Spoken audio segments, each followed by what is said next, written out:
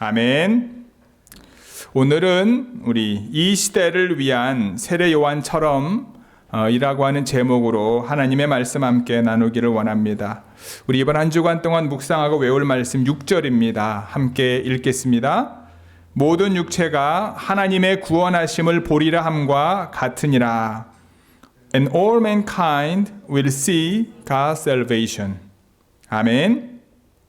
강림절에서 빼놓을 수 없는 인물이 바로 세례 요한입니다. 예수님보다 앞서 예수님의 길을 예비하기 위한 전령자로 알려진 세례 요한이 강림절기의 대표적인 인물입니다.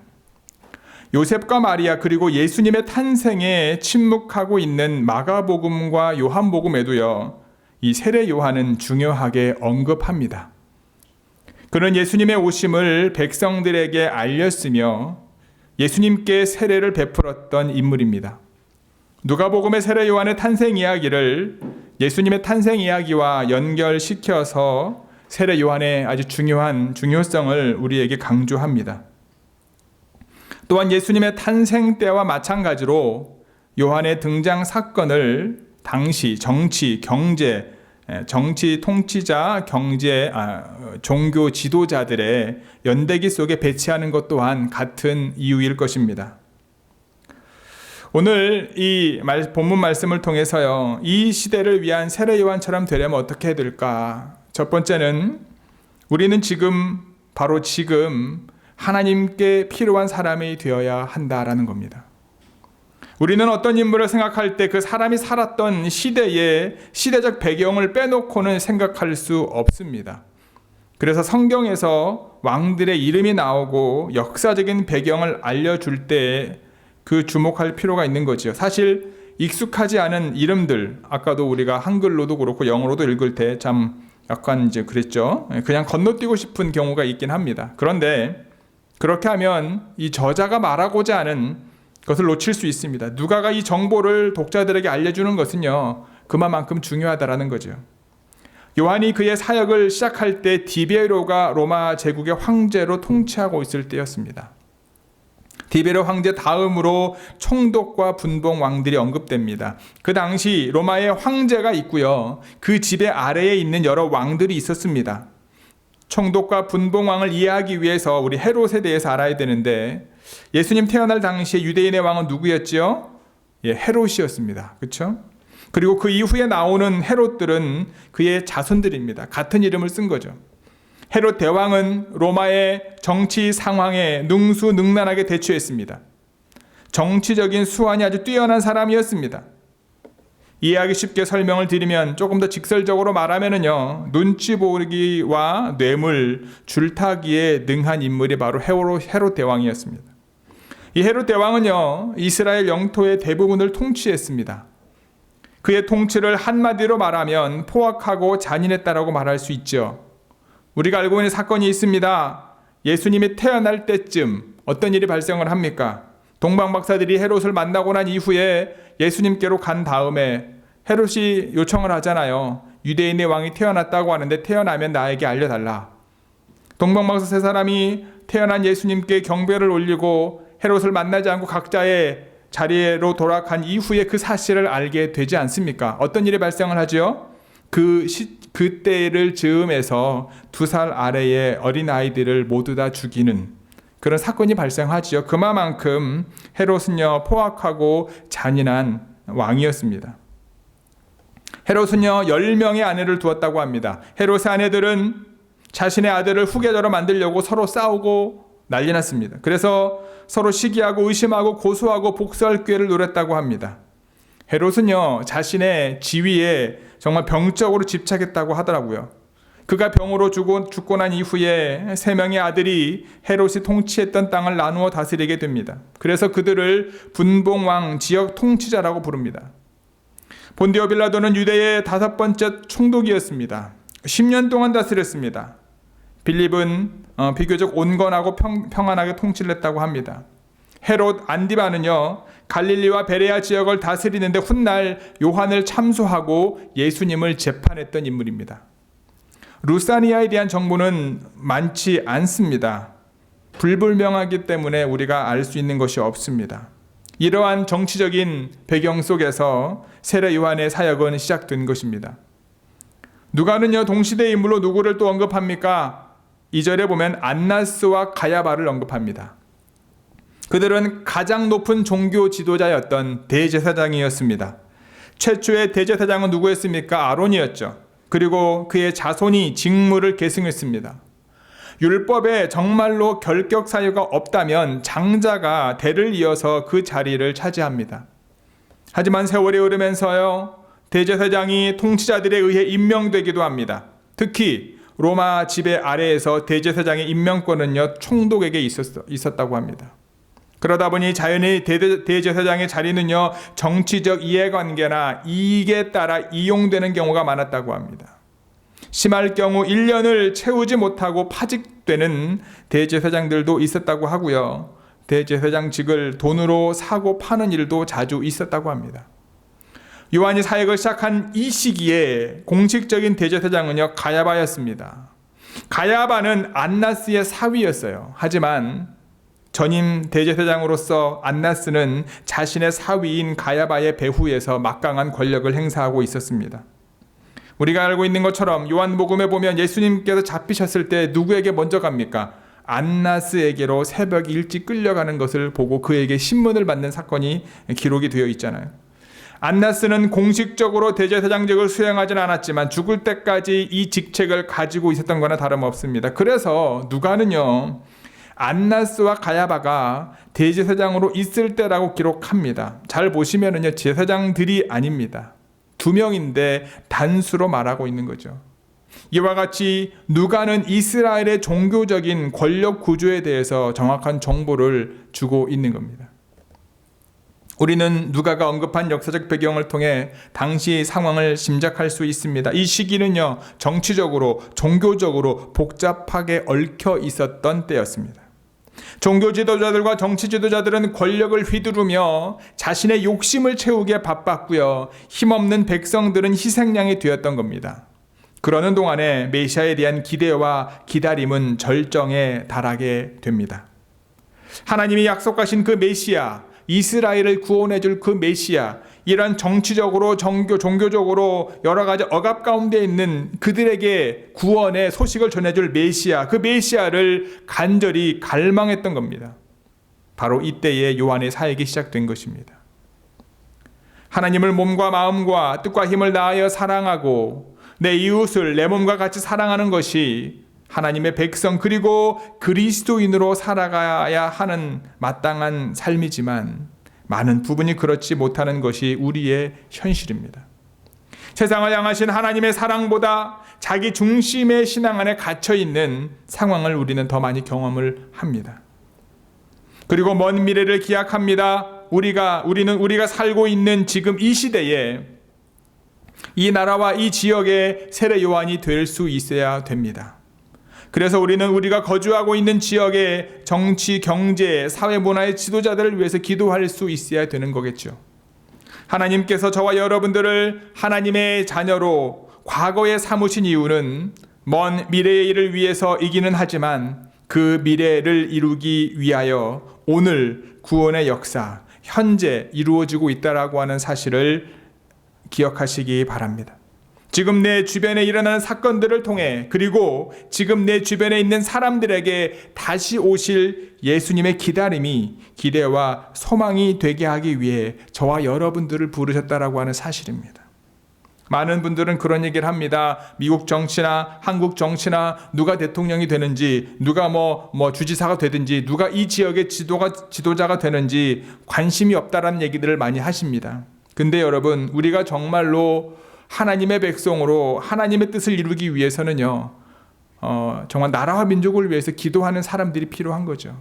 주님께서 그러한 마음을 주시면 먼 미래가 아니라 지금 하나님께서 저와 여러분들을 통해서 하나님의 뜻을 이루기 위해서 그와 같은 기도의 자리, 믿음의 자리를 우리에게 말씀하고 있다라고 하는 사실을 기억하시기 바랍니다.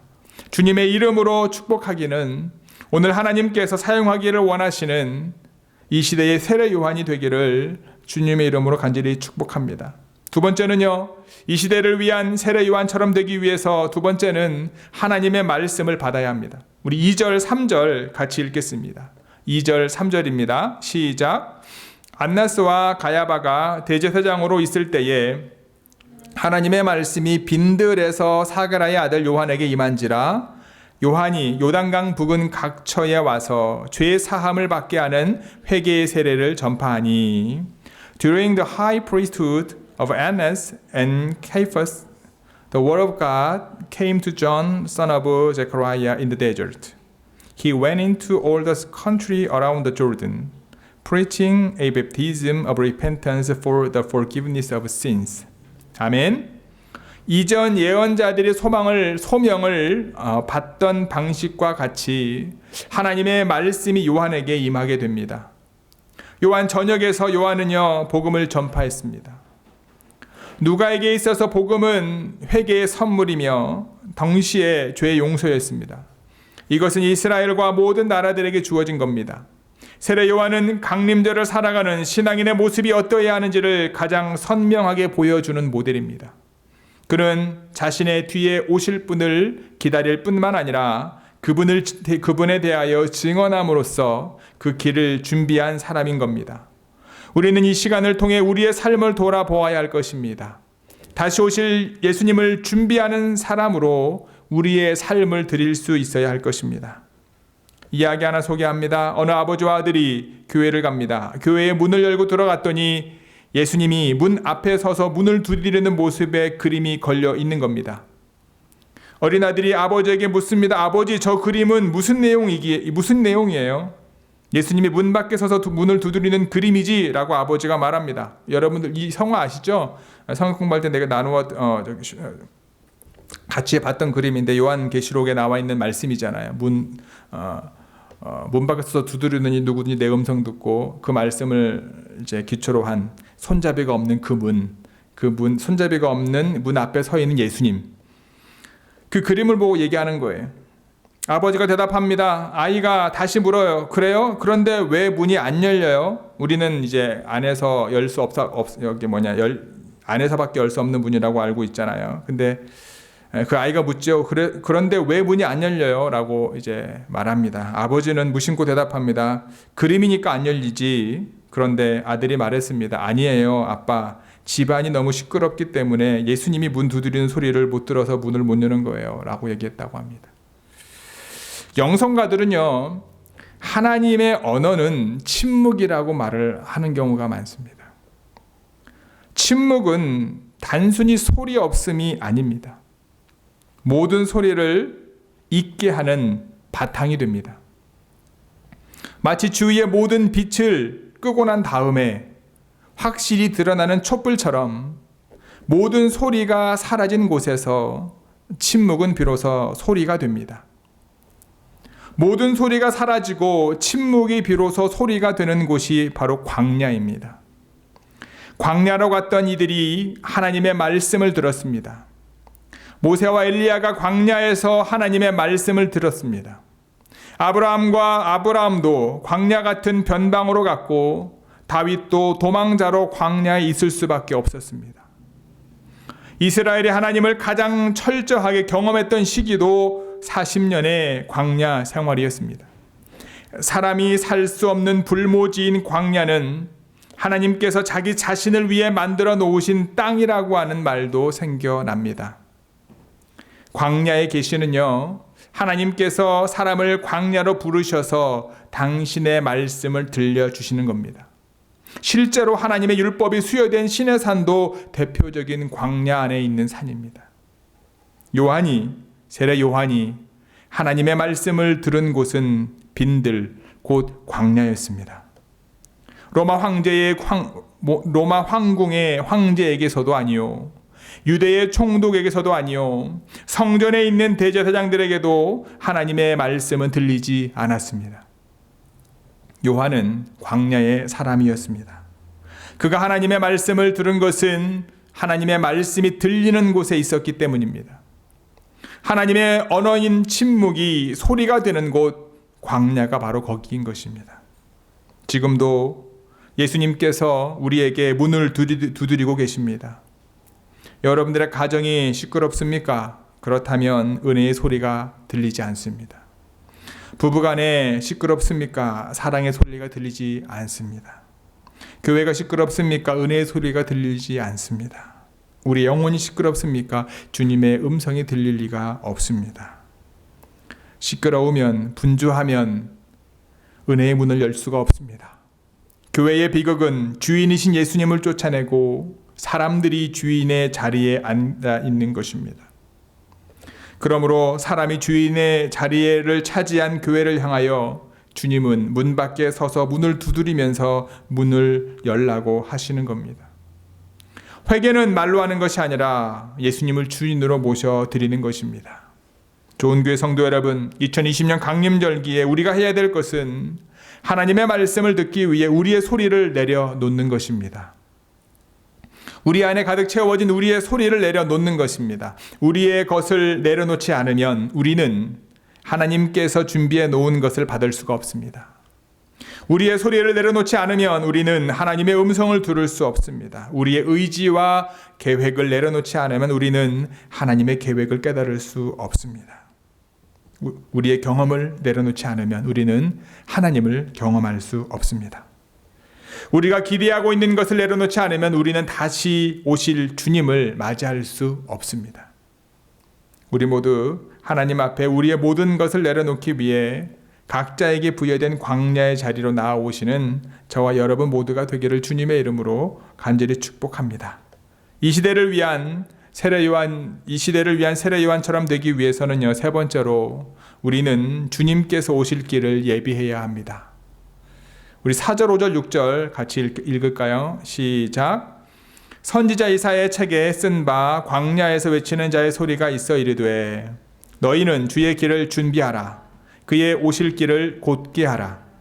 모든 골짜기가 메워지고 모든 산과 작은 산이 낮아지고 굽은 것이 곧아지고 험한 길이 평탄하여질 것이요 모든 육체가 하나님의 구원하심을 보리라 함과 같으니라.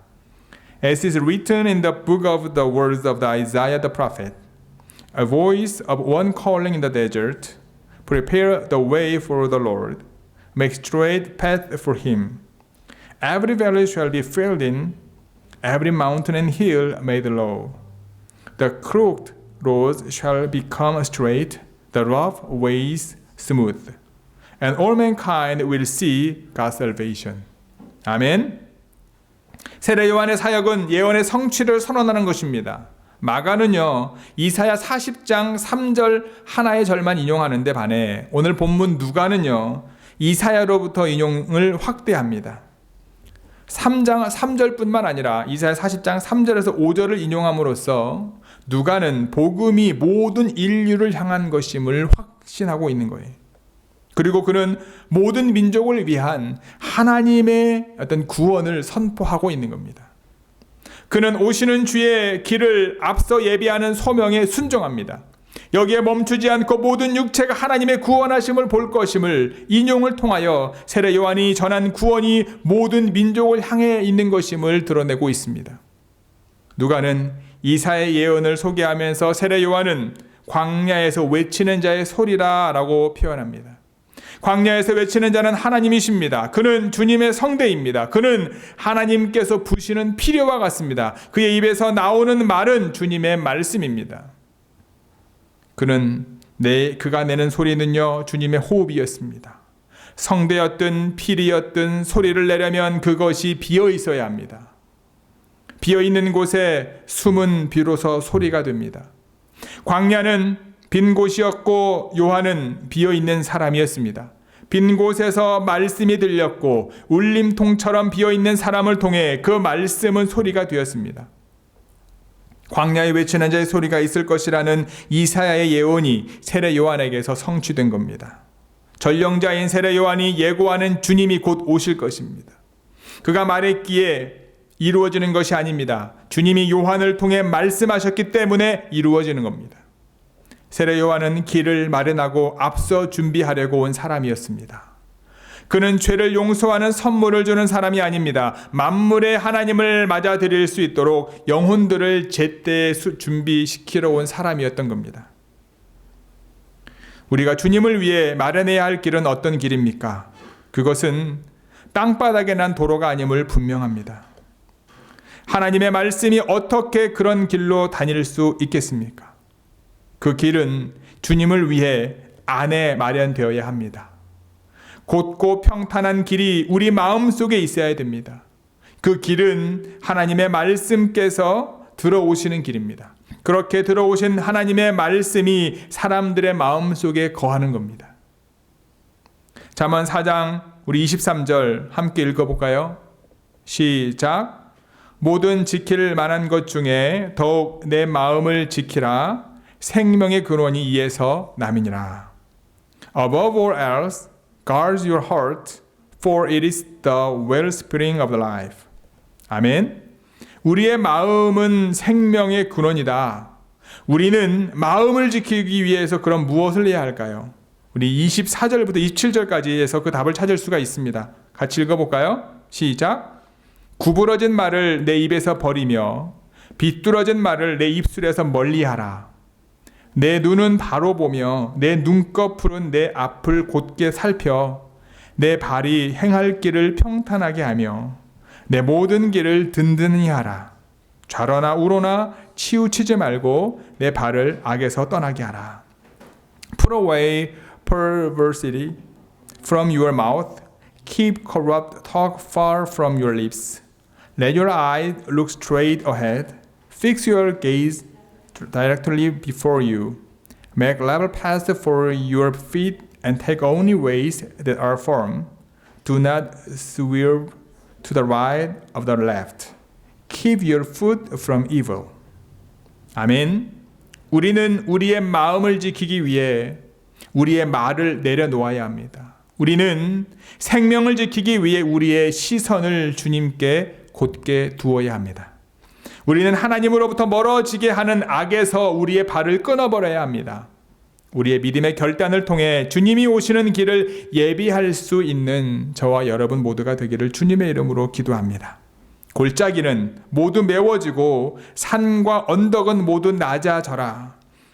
구분되는 고다주고 거친 길은 평탄하게 되어라 라고 말했을 때 그는 비천한 자들은 높아지고 거만한 자들은 낮아지며 율법의 험준함이 믿음의 평탄함으로 바뀔 것임을 내다보았던 겁니다. 구원으로 가는 길은요 더 이상 수고와 노력에 있지 않고 은혜와 죄 용서에 있기 때문입니다.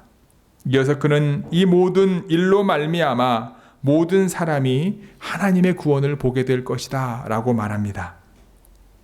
온 땅과 바다의 모든 민족이 구원을 받게 된다는 거죠.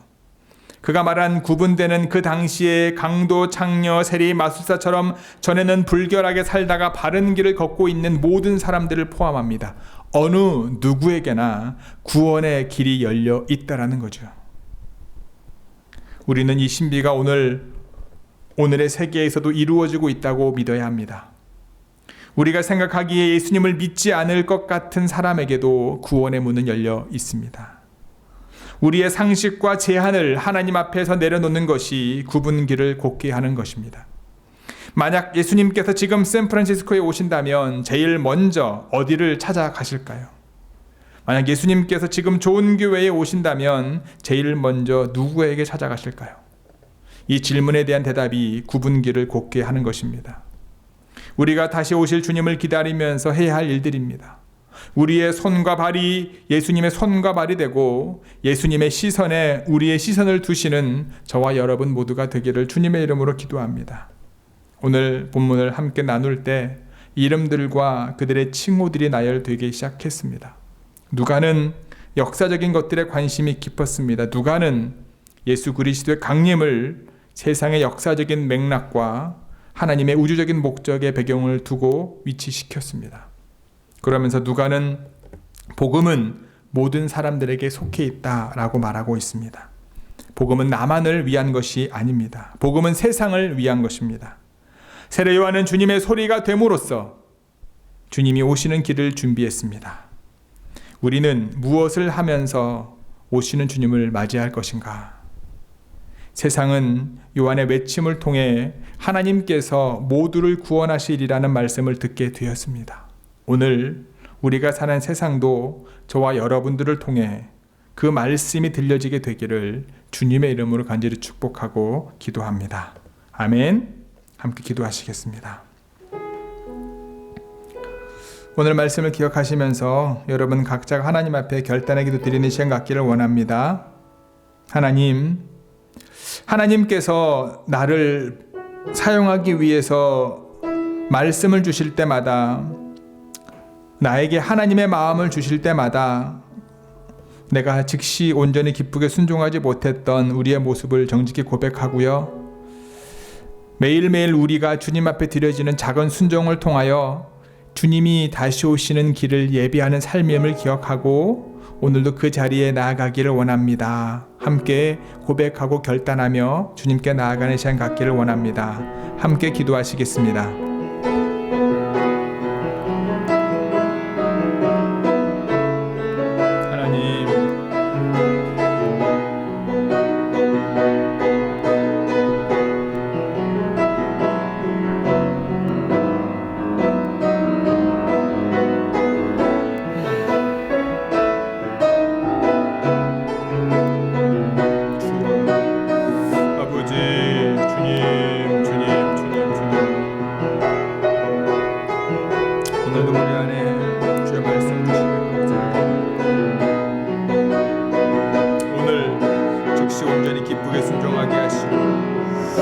하나님의 말씀을 듣는 곳으로 나아가게 하시고 우리의 삶의 운이 드러질 수 있도록 주의 역사해 주시옵소서.